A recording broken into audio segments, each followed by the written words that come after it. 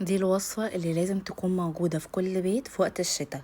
حلوة جدا لنزلات البرد وكمان للاحتقان، وكمان طعمها تحفة، الأطفال هتحبها، وكمان مكوناتها موجودة في كل بيت. يلا بينا نشوف هنعملها ازاي.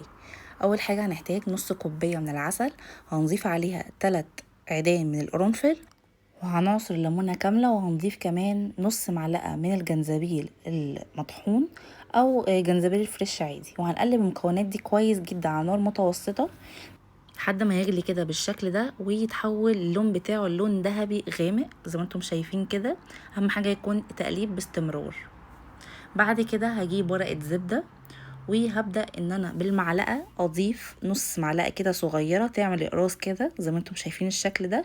ولو عندكم قوالب سيليكون متوفره ممكن تستخدموها عادي. اهم حاجه ما تحطوهاش في برطمان كامل لانها هتجمد كلها في بعض ومش هتعرفوا تستخدموها او تاخدوا منها بالمعلقه. انا عملتها على شكل اقراص كده، وكمان الطريقه دي سهله التشكيل. نص كوبايه عسل عملت معايا كميه كبيره جدا. دلوقتي هدخلها التلاجة لمده ربع ساعه بس تتماسك شويه، وهتطلع معاكم بالشكل ده. هتطلع سهله جدا من ورق الزبده زي ما انتم شايفين، عامل زي القرص، عامل زي الستريبس اللي احنا بناخده عشان الزور والحاجات دي. طعمه كمان حلوة جدا. هناخد منه مثلا 2 ل3 كل يوم لو عندنا نزلة برد. ممكن كمان نجيب كوباية مية سخنة ونضيف 2 ونقلب كده بالشكل ده وناخد الكوباية دي كل يوم. حلوة جدا، هتعمل مناعة تحفة.